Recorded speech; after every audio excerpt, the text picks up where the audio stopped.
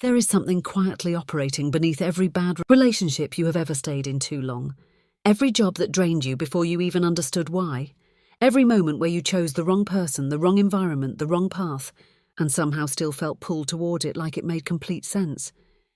It is not random, it is not bad luck, and it is definitely not a character flaw.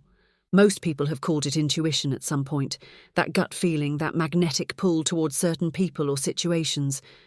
But intuition implies wisdom. What we are actually talking about is something far more primal, far more automatic, and far more dangerous when left unexamined. In neurocoaching, this is referred to as behavioral magnetics, not habits, not mindset. Something deeper. Something that operates before the conscious mind even gets a vote. Think of it as emotional gravity. These are the invisible vortexes that pull you in before you realize you are already falling. The quiet signal your nervous system sends that says, I need that thing, even when every logical part of you knows it is bad for you. And the core truth here is genuinely uncomfortable to sit with. The nervous system does not want what is healthy. It wants what is familiar. That is not a motivational phrase. That is neuroscience.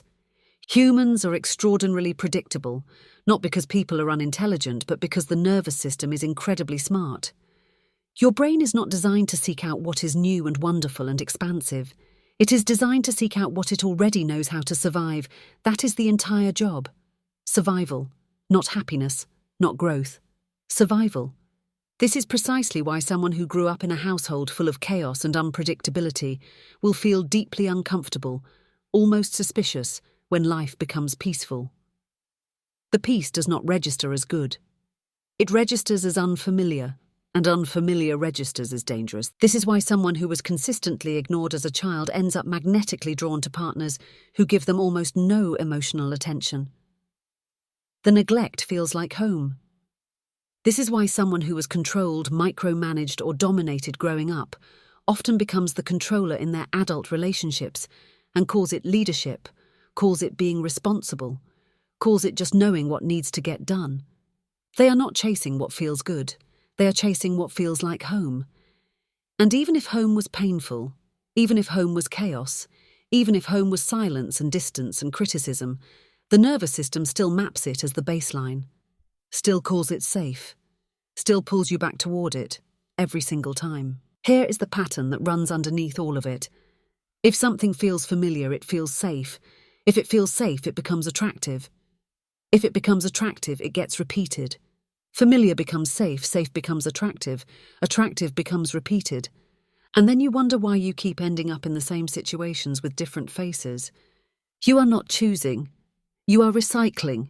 You are running the same emotional program on a loop, and the program was written before you were old enough to question it. There are 4 distinct types of emotional magnets that drive this recycling, and understanding which ones are active in your life is the beginning of actually changing the pattern. The first is the mirror magnet. This is the pull toward people and environments that treat you the way you were treated growing up. If your father was relentlessly critical, you will find yourself surrounded by critical people and somehow feel most comfortable with them. If your mother was emotionally distant, you will date someone emotionally unavailable and mistake the familiar ache of that distance for depth. The mirror magnet is not looking for love.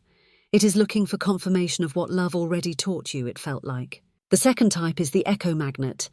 This one is more subtle and arguably more destructive.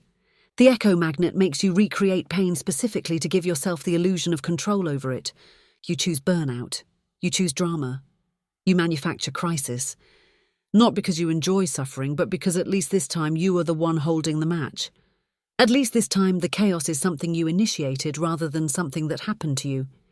It is a placebo of control and it costs you everything.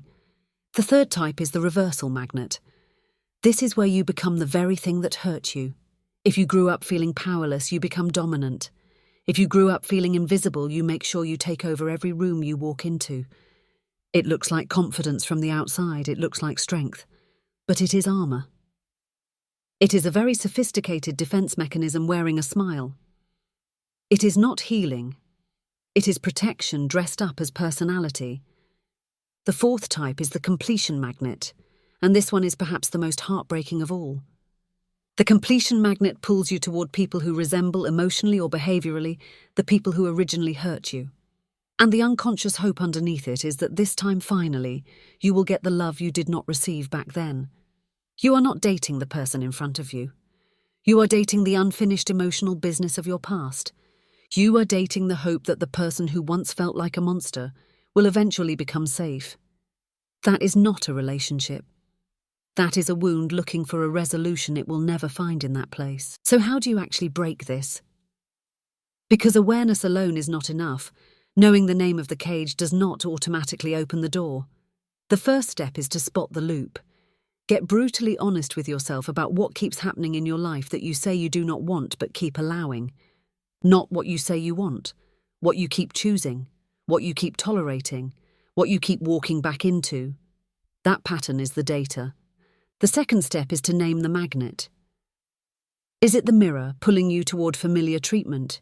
Is it the echo making you recreate chaos for the illusion of control?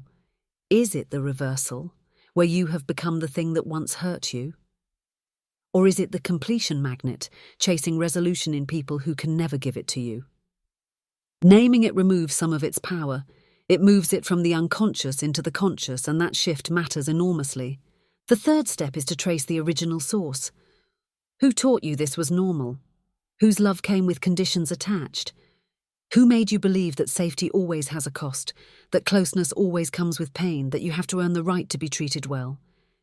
Go back to the origin, not to blame, not to stay there, but to understand where the programming was installed, because you cannot update software you cannot locate. The fourth step is to expose the lie. That adrenaline spike you feel around certain people, that electric pull, that feeling of intense chemistry, that is not necessarily connection. That is often just your nervous system recognizing a familiar pattern and calling it exciting. That rush is not chemistry. That is childhood.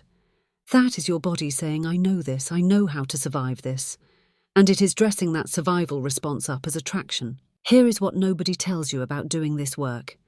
Peace will feel wrong at first. If your nervous system has been calibrated to chaos, to criticism, to emotional unavailability, to constant low-grade crisis, then peace will not feel like relief. It will feel like disruption. It will feel like something is missing. You will feel restless, bored, suspicious that things are too quiet. You will look for the problem because your system expects one. That is not boredom. That is healing. That is your nervous system slowly, uncomfortably recalibrating to a new baseline. Expect it to feel like withdrawal, because that is exactly what it is. You are detoxing from pain you spent years interpreting as love. You are learning to sit with stillness when your whole system was trained to need noise.